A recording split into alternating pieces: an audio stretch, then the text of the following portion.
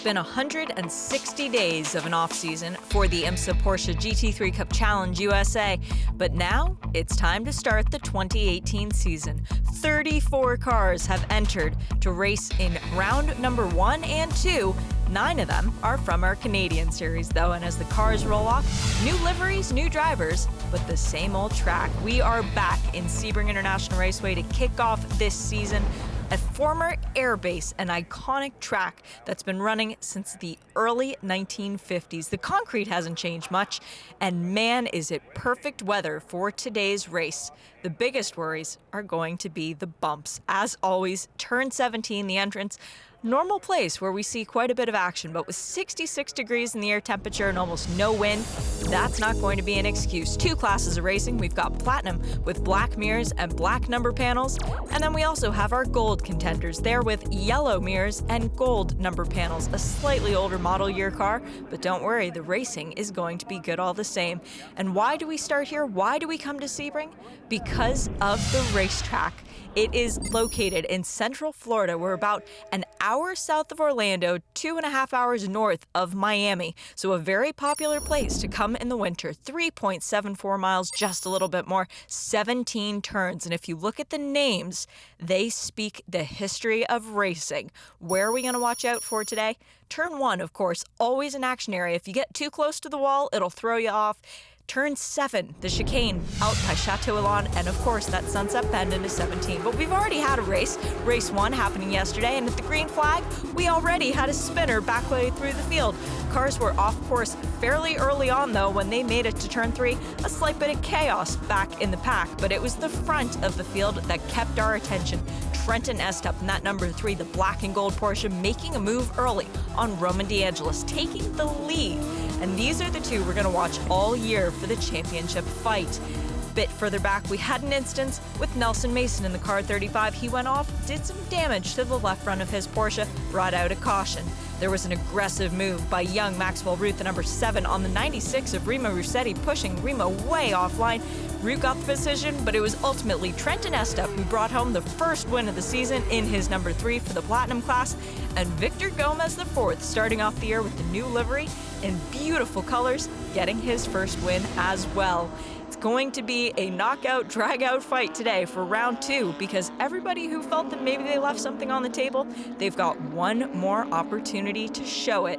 We've got 34 cars taking the green flag, 10 of which from the Gold Cup class. You'll want to see this one. Stay tuned.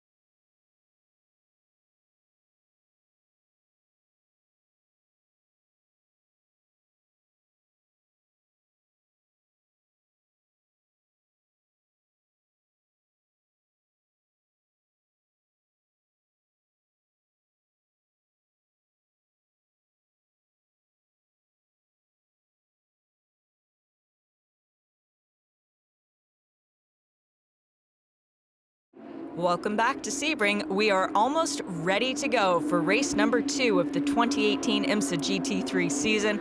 It's going to be a good one with 34 cars, but before they see the green flag, we should tell you how they line up, and it is Roman DeAngelis who is on the pole position. Car number 1, Trenton Estup alongside him, and car number 3, our race winner from yesterday. In the 3rd row, Maxwell Root. Remember, he was aggressive in the race. And then Will Hardiman in that number 19 starts 7th. We need to watch him. Will is very good at this racetrack. Further back in row 6, we find 2 Canadians, Stefan Rudzinski and Jeff Kingsley. And back in row 7, Alan Metney in that number 99 iFly Porsche. He is always somebody exciting to watch as well. It's Charlie Luck and Fred Pordad on row 9. And in row 10, our Gold Cup pole sitter, Victor Gomez, in that number 25. Victor finding a lot of confidence in how he drove yesterday. Row 12, Scott Wellham and Kurt Fazekas. Row 13, Rob Farrell and Greg Palmer. Back in the 14th row, we find Bill Smith and Wayne Ducote. Wayne in the number 73 car because that is his age. Keep an eye on that guy. Row 16, Tom Kerr and Adin Ramos, but the cars come side by side to see the green flag for only the second time this year. It looks like a clean start so far, and man, these guys are being patient. Now, here with the race call, it's John Hindhaugh and Jeremy Shaw. The green flag is in the air and there's problems already. A spinner right from the middle of the pack, and fortunately nobody picks up that car as it went across to driver's right. Didn't hit the pit wall. How it missed the end of the pit wall, I'm not entirely certain. Roman De Angelis gets a great start from pole position, and immediately Trenton Estep is on the attack side by side. The bright yellow car going up the inside. That's the Mark Motors machine of Zachary Robichaud. Yeah, the first corner. Great start. Well, he didn't actually. Roman Rossetti got past him at the first corner, but then into turn 3, Roman left the door wide open, and Zachary Robichaud said, "Thank you very much. I'll have that third place back again in car number 98 for Mark Motors Racing." Yeah, and he comes through and gets that done, firing off after the two leaders. 4th position. Will Hardiman up there as well. Yeah. On the timing screen, just checking that is Will's car. Down the inside, the number 7 is Maxwell Root, the Hurley Haywood Scholarship winner. 1:3.98. So if you're watching the timing and scoring, not quite what we're seeing on the timing screens at the moment, but we'll go by our eyes right now as they come through to the Jean de Bienne S's. 3/4 of the way around the circuit here. Number 19 is Will Hardiman, so that was him in the mix there. Thought I saw the Texas man's car. A little bit of a different colour scheme to what we've been used to in the past. They used to have the state of Texas on it. It's now blue, white with light blue. The number 19 down the Ullman Straight for the first time. Job number 1 has a tick in the box for our pole man, Roman De Angelis, because he has got away and he's held his lead, and he will be scored as leader as he comes round to complete the first lap. 45 minutes started on the clock. This is a long race. Some of these guys, this will be the longest race they've ever done as they're coming up through their sports car racing career. 1:3.98. 96 in there as Remo Rossetti. That was pretty good first lap for him. He's got a bit of clear air ahead. Big puff of dirt thrown up by the number 7. That's Maxwell Root, sitting in 5th position overall. And I do notice, Jeremy, that Roman De Angelis only has 1 timing line today. Yeah, the 78 is gone, so there's not to confuse us entirely. He's running in both of these championships, the Ultra 94 Canadian Championship by Yokohama and the IMSA Porsche GT3 Cup by Yokohama, the USA version. So he's collecting points for both, driving the number 1 car out in front at the moment. Hardiman under pressure from Marco Cironi, leader in the Canadian, in fact only entrant in the Canadian Masters category, but he is the best of the Masters out there. In the US series, it's Alan Metney who is leading the Masters in the 99 white iFly car. He's in 12th. Gold, Victor Gomez, 25 car in 20th position. Sean McCaig, check that. Greg Palmer in 2nd position. Go down the right line on the timing screen. Great opening lap then for our race leaders, and we saw that fabulous battle yesterday between these 3 cars with Roman De Angelis, Trenton Estep and Zach Robichaud.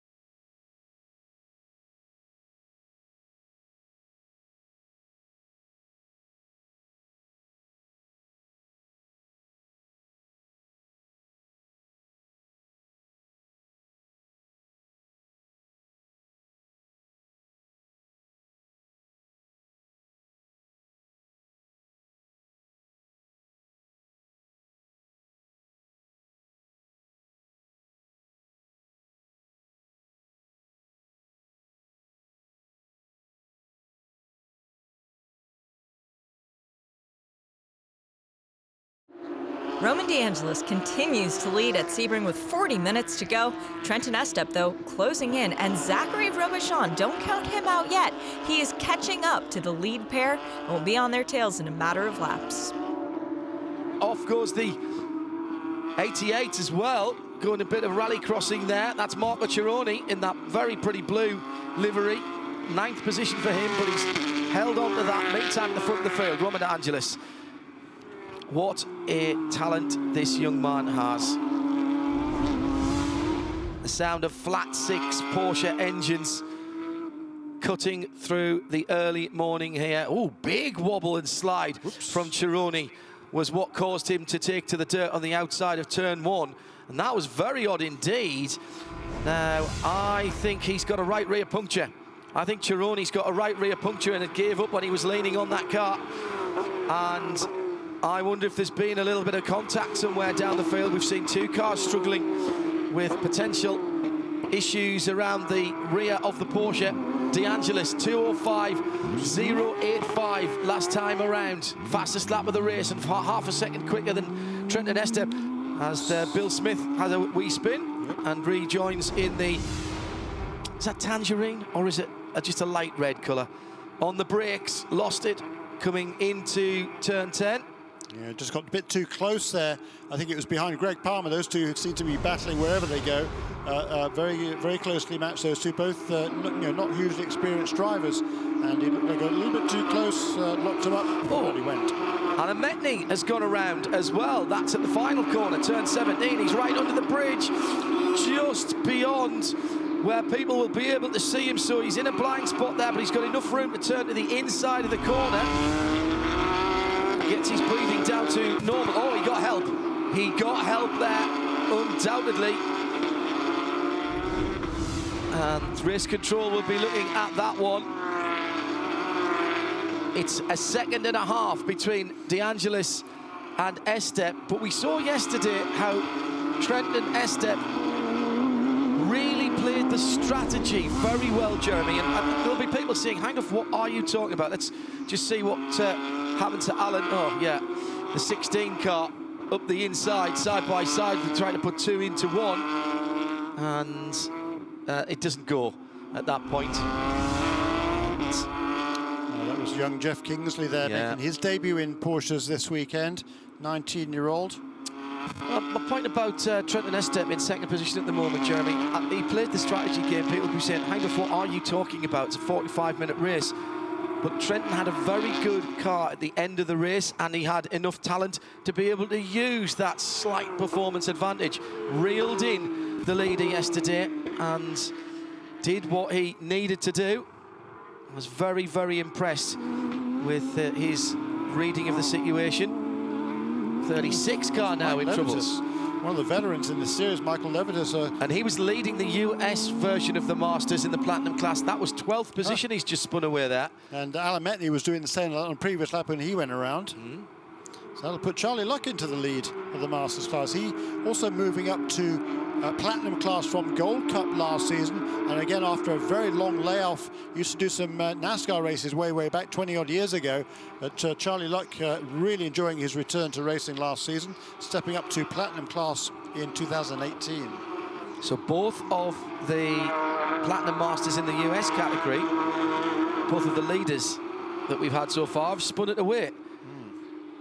Stefan Radzinski has come to grief as well, and that car... That was the car that was limping, wasn't it? And Levitas is there as well, so Levitas and Radzinski off at the side of the road at turn 9, that looked like to me. And they're both off the racing surface, but I'm not certain that they are far enough off.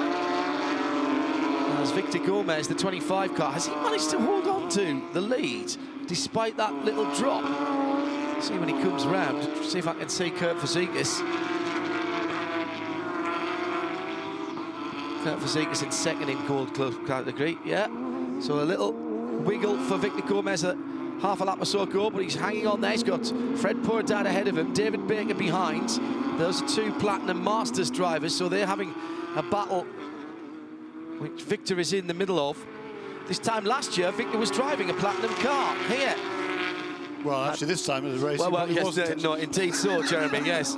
And what I'm alluding to, and Jeremy remembers very well, is that that platinum car was pretty much destroyed. And he fortunately still had his gold class car from the previous year and transferred his racing into the gold category. Only lost the championship by 2 points at the end of the season at Road Atlanta. And the 2 races that he didn't score any points here at Sebring, and that was the difference between him taking home a championship or not. Retains the gold category, or stays in the gold category for this year, remains in the gold category for this year, and it has to be thought of as a championship contender. Yeah, he very was much so. Superb in the first race of the weekend here at Sebring. Yeah, he's going to be tough to beat, I think, this season. Victor Gomez got a lot of experience in his cars now, and looking to take full advantage of it in 2018, having missed that championship so close last season. Won 3 races in the Gold Cup during the campaign, but as you say, he was had to give second place in the championship to Fred Keimer, who never won a race actually, but was super consistent. And that's what it takes to win championships. Just 21, that young man, so a good career ahead of him. Radzinski's got his number 8 Porsche into the pit lane just underneath us. He'll be disappointed. Former Nissan Micra Cup competitor up north of the border.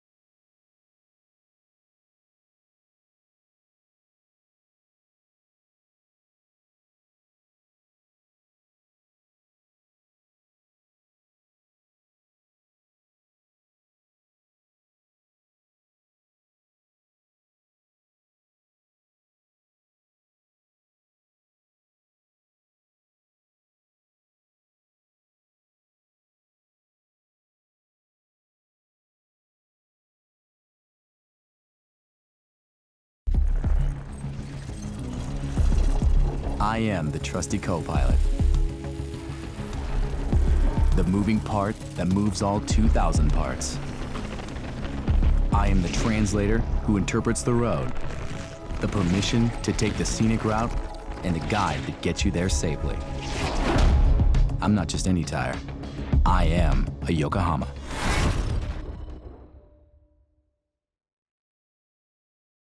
The all-new IMSA app, whether at home or trackside. Get behind the scenes with team and driver access all the time. It's the ultimate in fan experience. Choose your favorite manufacturer and strap in for the ride. With live scoring data, radio commentary, and session results in real time, it's just like you're there in Winner's Circle. The all-new IMSA app. Download it today.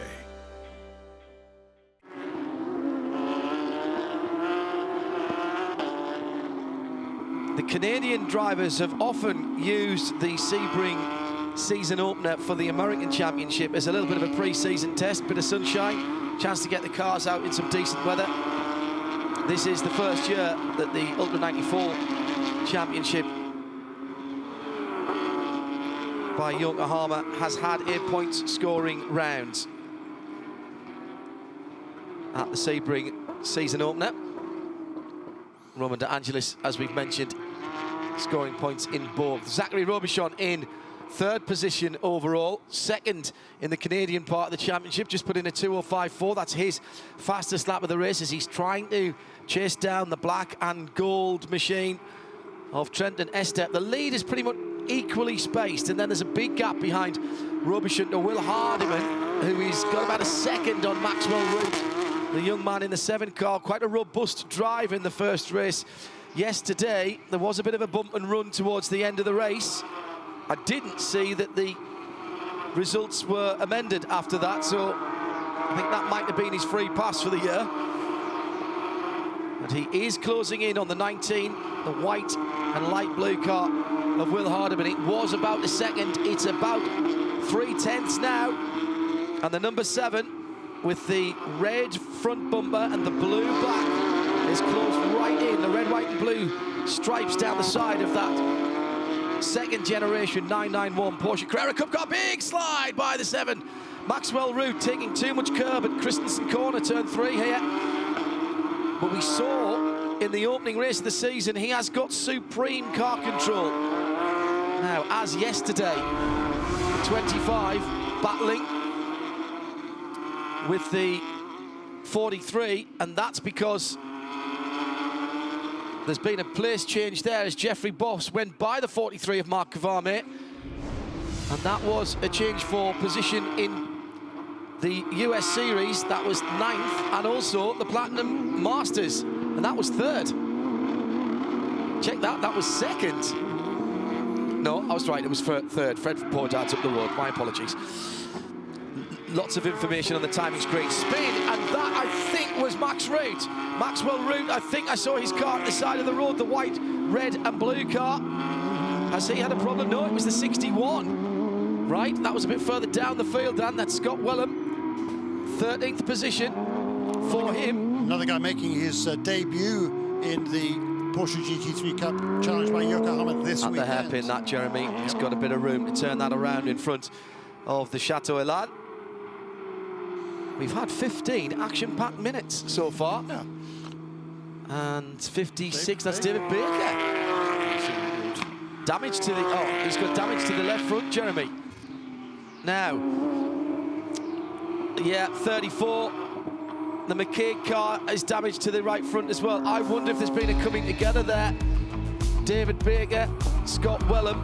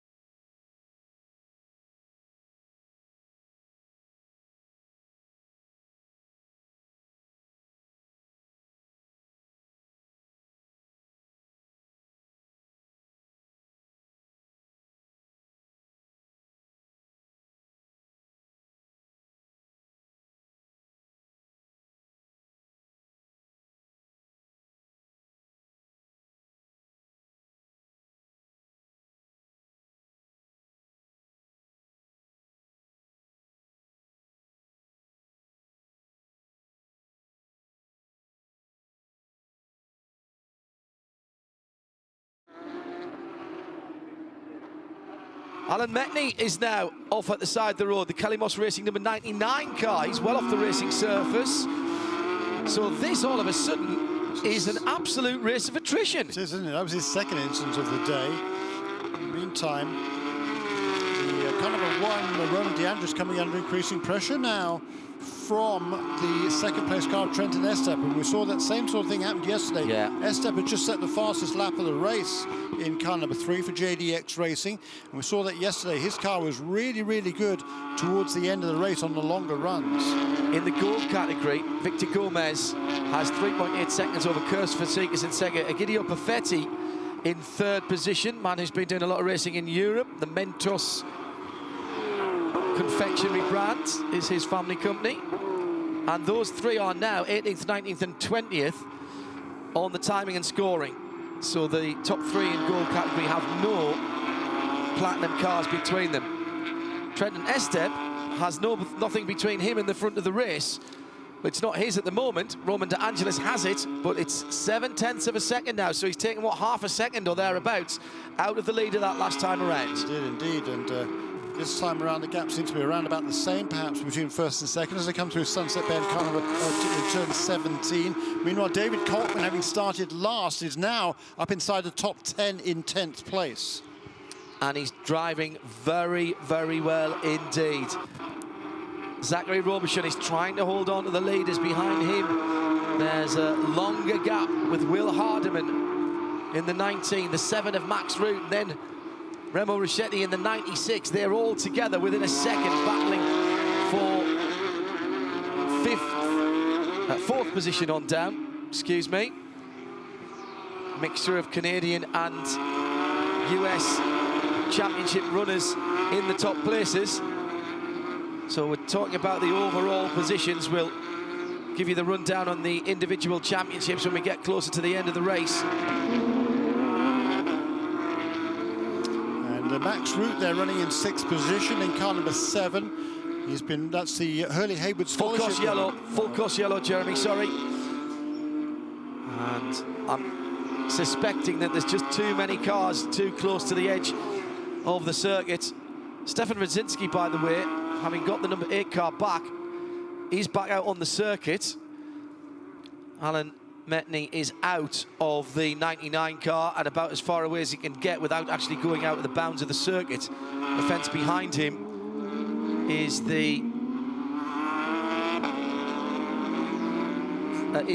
boundary fence. Now, I've said that. Has Mentney got going again? So he was out of the car. That was, yeah, okay. Yeah, fine.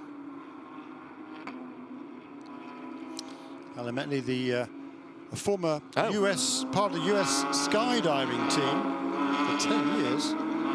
Now, I don't think it's that car that was by the side of the track that's caused the problem. The number 8 has stopped, so Radzinski got out but didn't get very far, but someone's buried in the tyres at 13. There's a white car buried in the tyres at 13. Radzinski is mobile again. And again, he pulls the car immediately off the circuit, but that will have to be recovered. So it's not been a good day for the number 8 car, the DFC Motorsports run machine.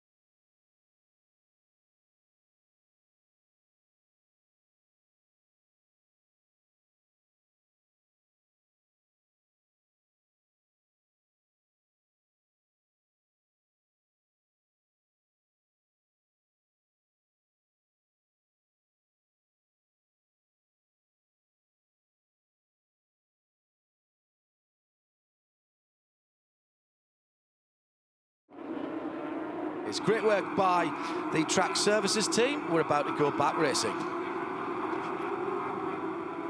The lights are out on the Porsche Carrera safety car. 18.5 minutes remain of the second round of the IMSA Porsche GT3 Cups Challenge, USA and Canada by Yokohama, and the green flag is back in the air. And it'll be Roman De Angelis who will see it first and comes through with not very much of a gap between himself and the black and gold car. Trenton Estep in second. Zachary Robichon is there. Will Hardiman looking to have to defend there from Max Root, who goes down the inside. I think he might have got position there. No, he didn't. He's had to drop back in. Somebody going very, very wide behind. I think that's Nelson Mason. Or was it Rebel Ruscetti behind those guys, but that was a very long way off at the exit of turn 1. That will have caught your attention.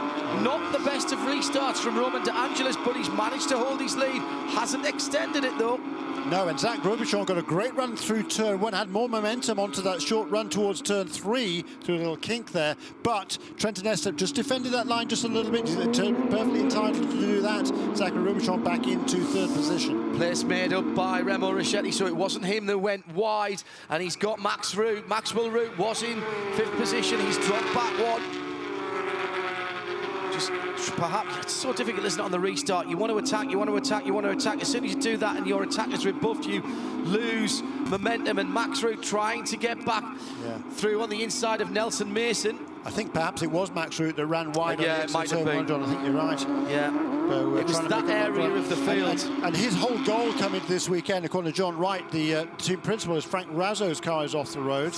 The whole goal for this week for Max Root is his first race at this sort of level, race in the Pirelli Cup Porsche Series, but not at this level of intensity, was to get through the weekend, finish both races, finish in the top 6, and not burn off his tyres as the race progresses. Yes. Those were the goals for the weekend set by David Wright. Absolutely. Learn, young man. Frank Razzo was battling with Greg Palmer and Brent Aspelund down in the gold category. They were 6th, 7th and 8th on that restart. Well, Will Hardiman's moving around in the background.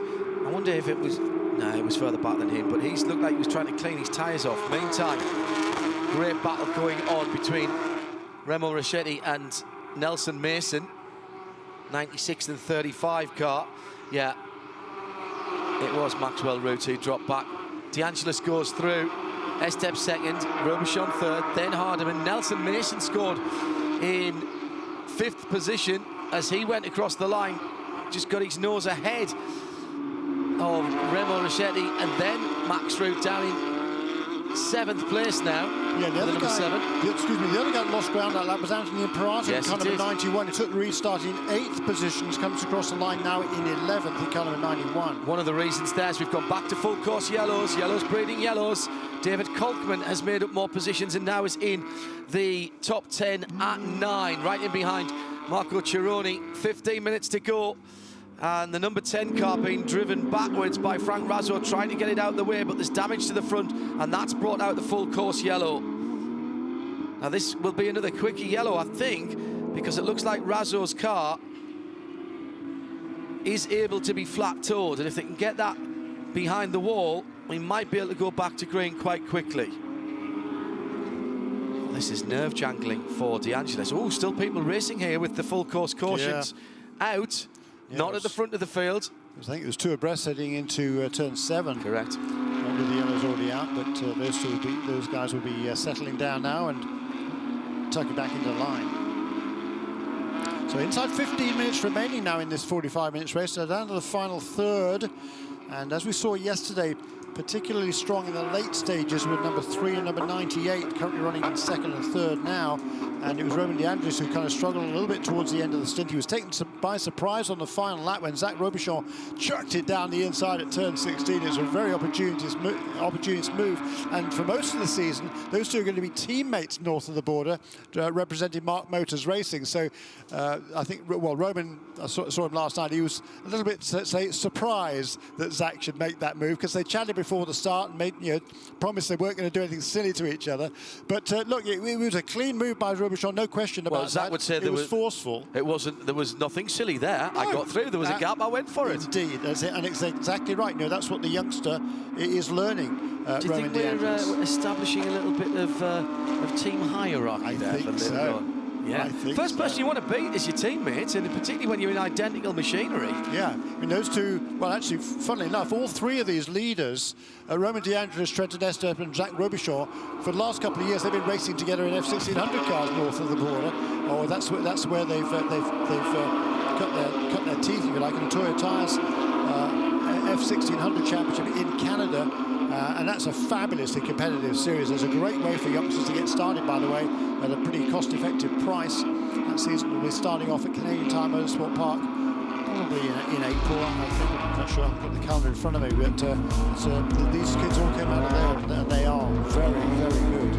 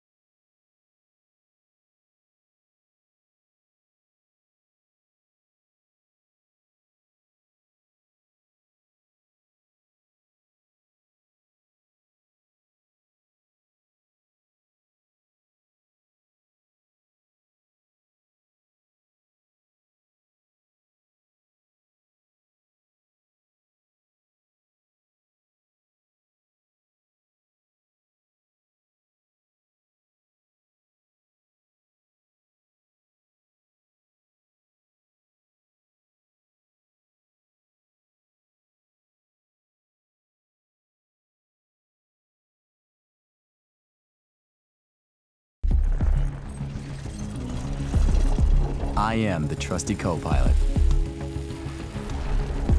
The moving part that moves all 2,000 parts. I am the translator who interprets the road, the permission to take the scenic route, and the guide that gets you there safely. I'm not just any tire. I am a Yokohama.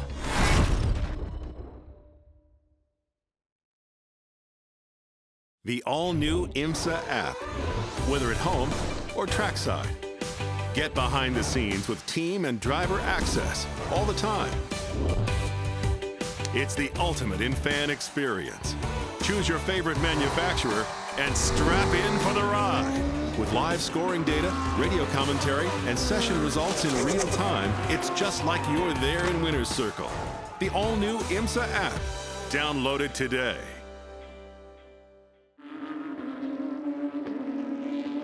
The winner of this championship last season and the first winner of the Hurley Haywood Scholarship, Jake Edson, was a very impressive winner of this championship last season. He's going to be racing with the Project One team, one of the top teams in Europe in the Porsche Carrera Cup Deutschland in Germany, and also in some of the Super Cup races as well. So great opportunity for Jake to expand his racing horizons. He's done a little bit of racing in Europe as part of the TBSA Scholarship in Formula Ford a couple of years ago, but he is absolutely excited about the opportunity that he's got coming up in Europe. It's going to be tough because like the Super Cup is the best of the best of the best of the best. The best of the best of the best. And it mainly follows the Formula One season on its European tour.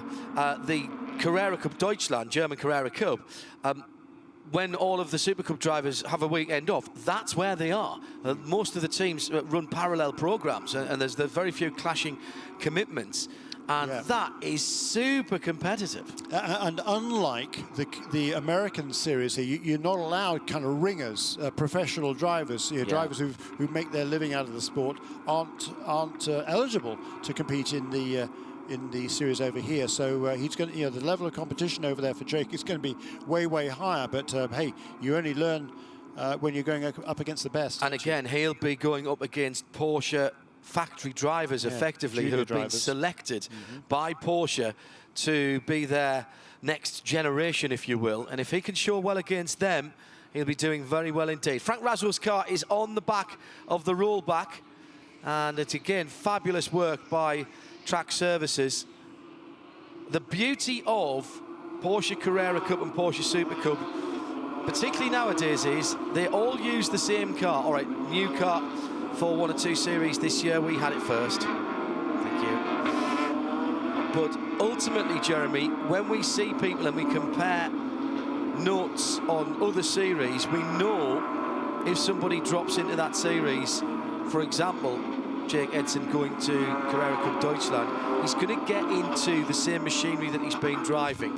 So it's a direct comparison between him and the guys who are in that series. But different tyres. There are, yes, different tyres. That is a good point. There are a couple of different tyre manufacturers who support the Porsche Cup around the world. We're delighted to say that Yokohama has been on board over here in the US for quite a while. And because the reason we can do the 2 races together here, as we did last year at Watkins Glen International, is because they also supply the Ultra 94 Canadian GT3 Cup Challenge by Yokohama as well. So there is no worry about, whose tyres do we run on? We all run on the same.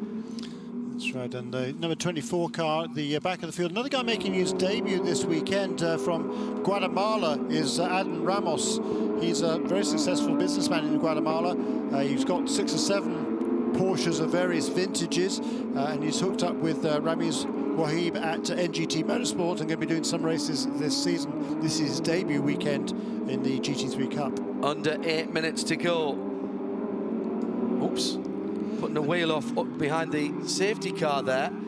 Tom Kerr, who had a bit of an incident at the start of the first race of the weekend here. Max Root, by the way, is back up into 5th position in car number 7, that Hurley Haywood Scholarship winning car. And as the caution came out on the restart, on previous restart, by the way, he lost a couple of positions. Yeah, went wide. But then gained them back again. I'm not so sure that. It looked to me like the yellow flags might have been already waving when he made one of those passes down turn 7, but I'm sure the officials have been on top of that, and it must have been adjudged a clean pass because he is now back ahead of the number 35 and 96, which is Nelson Mason and Remo Rossetti, two of the Canadian contenders on that lap. Lights out then on our Porsche safety car. We will be going back to green this time around with just under 7 minutes remaining in this race. So in terms of the lap times, we're probably going to get 3 laps, maybe 4, depending on how quick they get to the line now, but I would say 3 is more likely. Waiting for the safety car to pull away, so Romain De Angelis has got it all to do again. Didn't get a blinding restart last time around, but did enough to hold on the lead. Watch out for Zachary Robichon.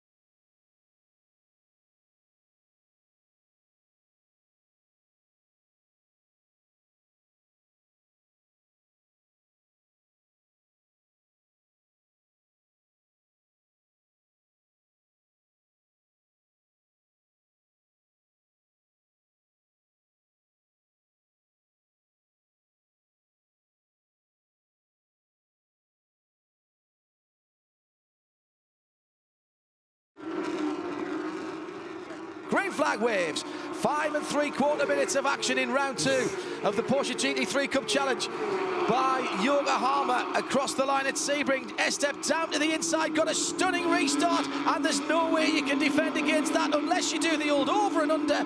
And De Angelis has played a blinder there, but can't get the overlap, and will cede the lead to the Hertz car. And look at Robichon, 3rd position in that brightly coloured yellow Mark Motors machine. The top 3 have made a little bit of a break for freedom from Will Hardiman, who didn't get a good restart, but didn't get as good as the 3 ahead of him, but mind, he's thrown a huge gap back to Maxwell Root, who's really embroiled in a battle behind those leading 4. And side by side for 5th position as they come down towards the hairpin this time. Can Root hang on to it? No, I don't think he has. I think that was Nelson Mason that went through. I just saw the roof of his Porsche, and I've got a feeling that he's made up a position there. What a brilliant restart for the youngster. 18-year-old from San Antonio, Texas. That's Trenton S-step. Cut his racing teeth north of the border after karting ENF 1600. Raced for JDX Racing last season. Had a couple of wins last year, including the final race of the season. That is, David de Kolkman has a rubbing tyre, apparently, on car number 71, having gone all the way from the back of the field into the 8th position.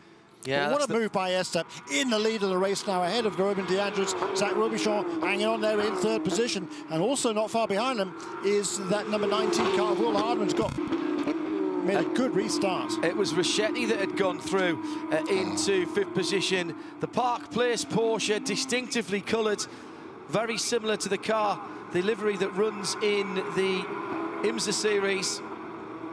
But that car is wounded as there's 1, 2, 3 wide coming down the Ullman Straight, battling for 5th position. Rossetti on driver's left, 35 on the other side of the road is Nelson Mason, and he is trying to make the move as De Angelis will come round to lead. White flag this time around with 3 minutes and 33 seconds on the clock. I thought we might have got another lap after this one.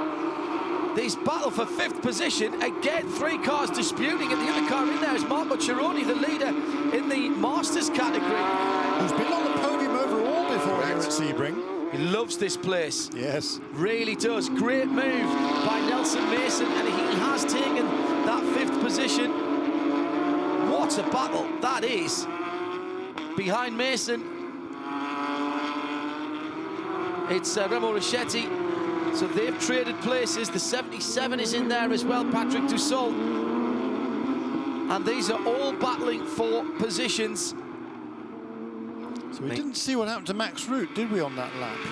No, he down into the hairpin. Yeah, sector 1 somewhere. It was down into the hairpin on the restart that Maxwell Root lost all of his momentum. Big slide from the leader coming out of turn number 10, and all of a sudden Roman De Angelis is enthused. His interest is piqued.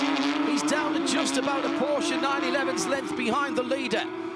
With half a lap to go, Robichon is not in the fight this time around. Not even Zachary Robichon can come from that far back. Not sure why we went white flag this time around. I thought there'd been time for one more lap, but...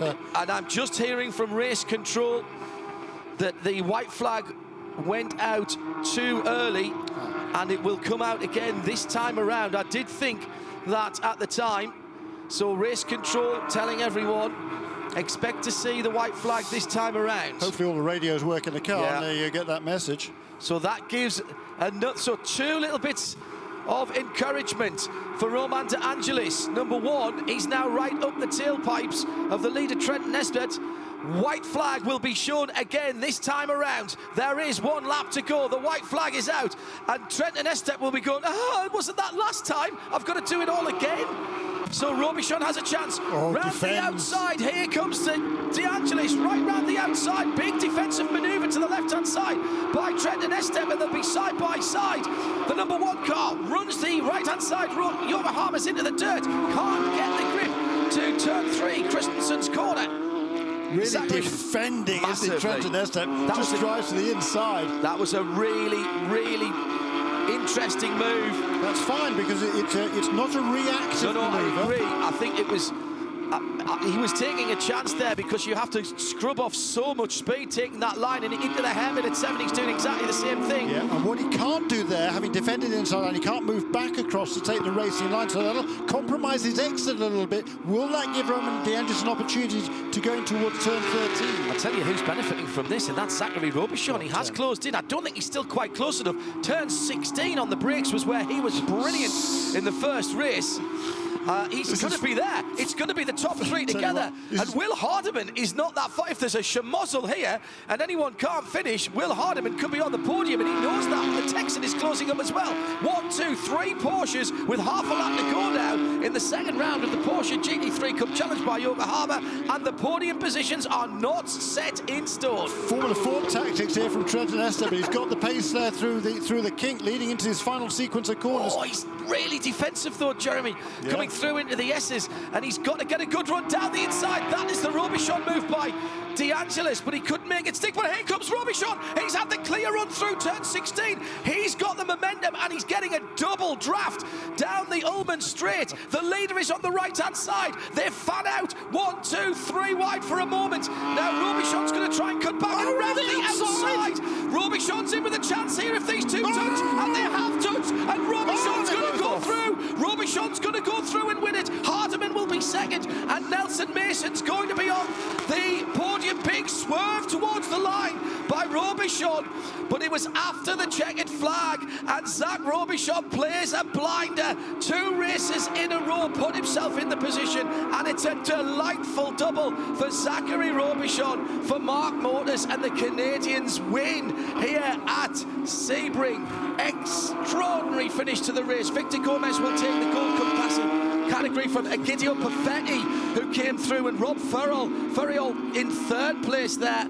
And in the Masters, Marco Cironi was just 1 step away from the podium overall in the Canadian Cup. And Charlie Luck will take the Masters category in the US Series. Brilliant driving, and well done to Victor Gomez, but my goodness me, Zachary Robichon, he could see that coming, Jeremy. He closed in, and De Angelis is not finished. I feel sorry for De Angelis there, because he was going around the outside. He did nothing wrong. No, and I wonder whether Estep's going to get a penalty here. He came across the line in 5th position, but he was the guy who made contact with the number 1 car of De Angelis. You know, it's hard racing is what it was. Was it a racing instance? Is there any Yeah, look at how distraught he is, Roman DeAngelis. He knows, he led was a race the vast victory. majority of the race, and he was going around the outside, a really brave move around the outside, and it looked like he had position there on Trenton Estep, but there was contact between the two. Let's have a look at the replay. I mean, it wasn't over, Jeremy. It was going to be a sprint to the line. He gets the overlap on turn-in. He's fine there. He's left enough room in the inside. Yes. But Estep... There's the contact. Was the contact, or did Estep just lose it on the bump? Well, yes, Trenton Estep did lose it on the bump, but he then contacted Roman DeAngelis. Bit of swerving towards the line by Zachary Robichon, but I think he was far enough ahead not to impede Will Hardiman. And a very upset Roman DeAngelis. Young man needs to take a breath. He's on the infield now. He's fine. His car's got a little bit of damage.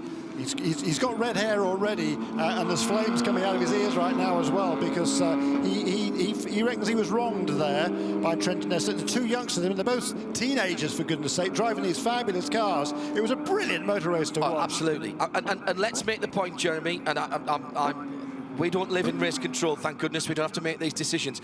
Let's make the point, though, even the slightest, a slight mark just behind the front wheel on the number 3 GTX racing car, and it doesn't take much in any corner, but particularly not at 17. Correct. You are totally committed. The cars are on a knife edge in terms of handling and adhesion, and the slightest bit of contact unsettles the car, and that's all it took. You saw, Estep's car went around. It wasn't even as if DeAngelis' car went around. It just knocked him off the line, and at that point, there's no margin for error. He's completely committed. Look, you're absolutely committed. Commitment is all about turn 17, turn 1 here. He was absolutely committed. It's so bumpy there. The car's always on edge in any case, particularly with the bumpy concrete there. So the cars are literally hopping from bump to bump to bump. And when you get a tap as well, you've got no hope of maintaining control of that car. And that is what sent young Roman DeAngelis into the tyres and also sent Estep spinning. But what a great drive by Zachary Robichon. He opportunities, a brilliant drive yesterday also to get second place on the final couple of corners. And now he comes away with a victory as well. A great day for Zachary Robichon in car number 88 for Mark, 98 for Mark Motors Racing.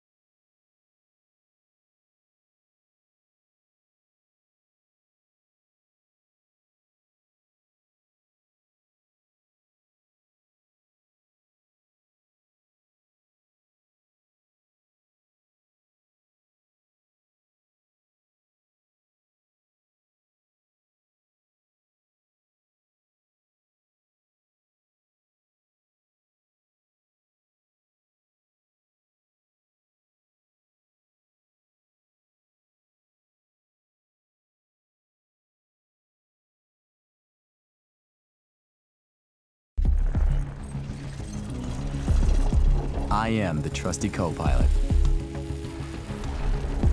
The moving part that moves all 2,000 parts.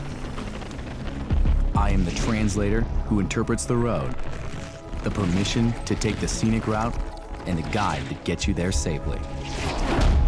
I'm not just any tire. I am a Yokohama.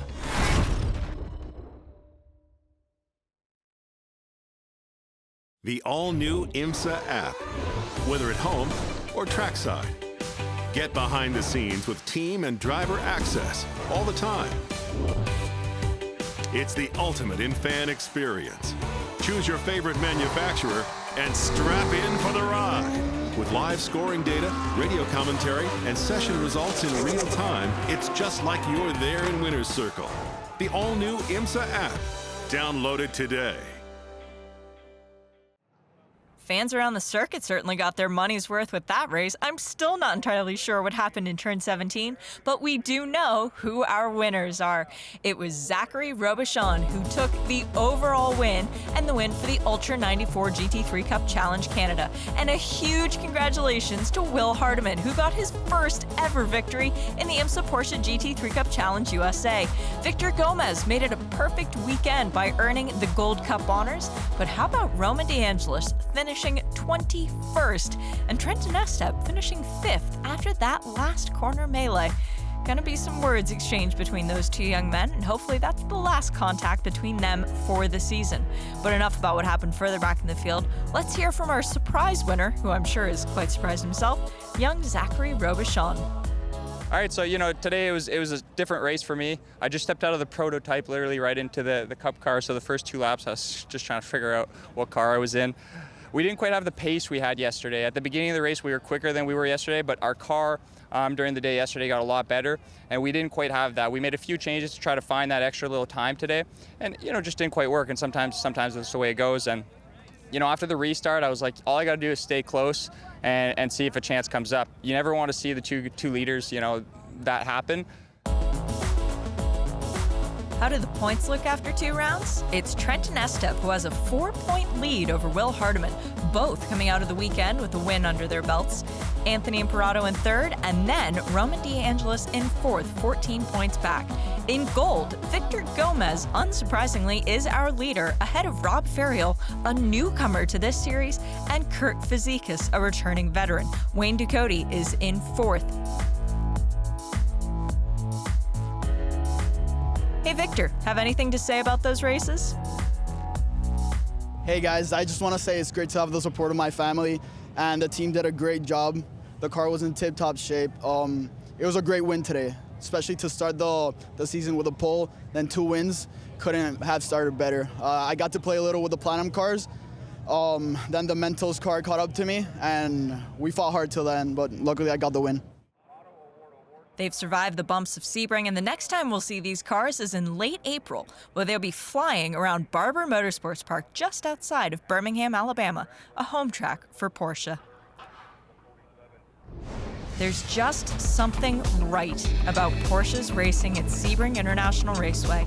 The drivers of the IMSA GT3 Cup Challenge USA got a feel for what the rest of the year will be like, and they all want to taste that champagne. There's only so much to go around, and you got to keep it out of the walls in order for that to happen. Congratulations again to all of our winners for this weekend. And on behalf of Jeremy Shaw and John Hindhoff, I'm Shay Adam. We will see you at the next green flag.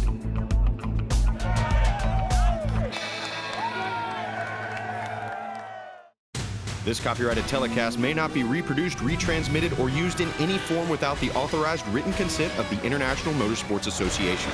We would like to thank all of our loyal fans for your continued support, and we hope you enjoyed today's broadcast.